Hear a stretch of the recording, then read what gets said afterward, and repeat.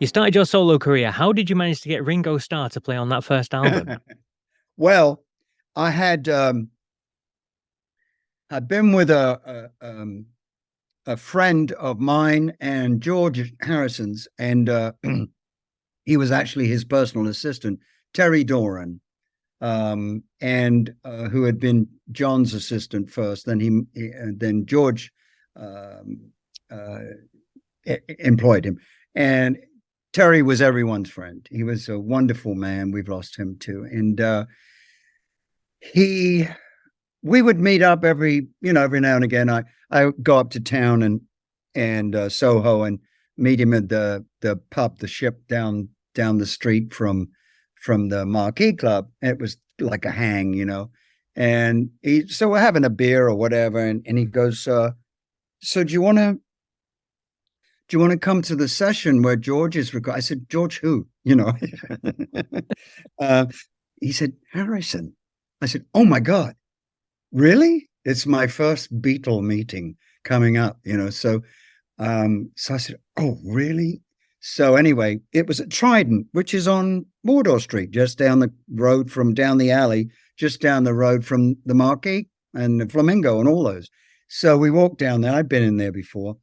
The control room is on the street level and the studio is on the bottom, is down below.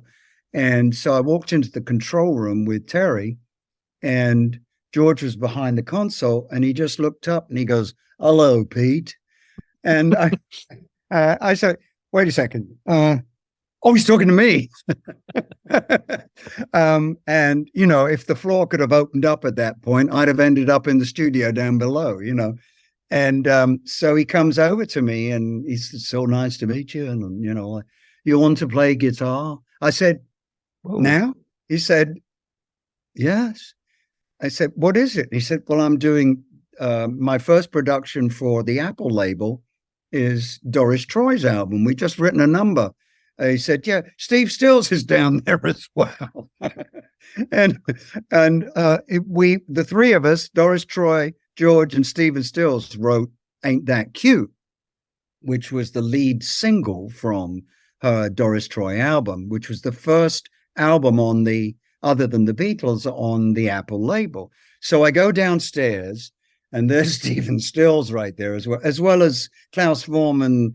This one, I'm not sure if Ringo was on the first session or what. But anyway, so George hands me what is now a very famous guitar called Lucy, which is the one that Eric gave to George and played on While My Guitar Gently Weeps. None of this I knew at the time, thank goodness. And so he hands me the guy. He's got a little Fender amp I'm plugged in, and he shows me the chords. And so we start recording or routining it. And so I'm just playing very quiet rhythm because this is the Beatles lead guitar player here, and there's Stephen Stills. So I think I had to just sort of be in the background here. And then halfway through, George stops and he goes, Pete, no, man, I want you to play the lead licks, And so I said, oh my God, this is too good to be true. So anyway, if you listen to Ain't That Cute, which is the lead track of the album, Doris Troy's album, I'm playing the intro and the lick keeps coming back every time. And then George did a little slide solo on it afterwards. But there it is. And that was the beginning. And so then he said, would you come back and play on the rest of Doris's album? I said, mm-hmm. So I ended up playing about 5 or 6 tracks. And of course, then I met Ringo and so many phenomenal players there. And then, so that was finished. Then 2 weeks later, George calls me up. He would always call me directly. And he said, Pete, can you come and play on my album now? And I said, oh, yes, please. And he said, yeah, it's just acoustic. It's me, you, and 3 of Badfinger. And we're going to it's, what's his name? Phil Spector. Phil Spector. And so I walk in with my acoustic, and it's Ringo on drums, and Jim Gordon from the Dominoes on. It's the Dominoes basically, and a couple of Beatles, And you. and Klaus and everybody, and Gary Wright on keyboards, and so I ended up playing on about 4 or 5 tracks that week. And then again, another couple of weeks goes by, and again, another call from George, and he says, look, Phil wants more acoustics. I said, there was 5 of us. How could he want more? He said, well, it's Phil, so more is better, more is good, right? And the kitchen sink productions, of Phil Spector. And so anyway, there's me and George now, just the 2 of us in Abbey Road, where the Beatles have done all their recording. And I it was all going through my head, and we double tracked or added acoustics to the 4 or 5 that I played on. And then they started well, this is going good, Pete. Let's put some more up, Phil, because this is sounding good, man. So then, and now my mind went completely. I said, well, I don't know these, but show me the chords and I'll sing me the chorus. I'll give it a go, And so I'm a pretty quick picker upper. And so I think if you hear acoustic on All Things Must Pass, I'm on there somewhere. So, wow.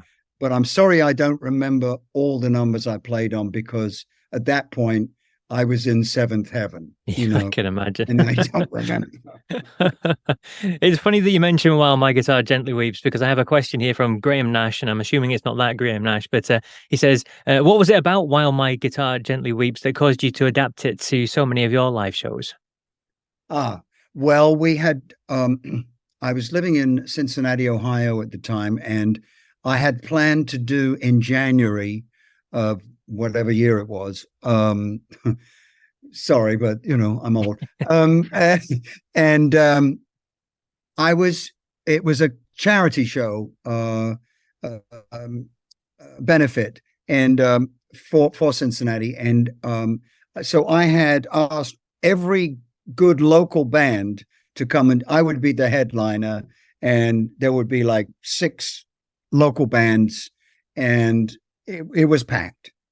Everybody loved it, and it's nice doing benefits because people know you're not getting the money. It's going to something good. And so the night before, I just called the band and I said, in November we had lost George, and the year before. And so I just called up everybody in the band. I said, look, can everybody go listen to While My Guitar Gently Weeps, because I would like to do it as a tribute. Well, we did that like we do just about every night now. For years, we do it as the last song every night. And that first time we did it, we couldn't stop the audience from going crazy, because I had dedicated it to George, obviously, for obvious reasons. And we realized the power of the song and our version, and then recorded it on a studio album. And so that it's out there, and we've done it it's on the Royal Albert Hall. Ooh, I'm not sure if it is. Sorry, I take that back, because yes, I don't know. There's so many different things coming out right now. I'm not sure what's what. But anyway, it's that's how it started.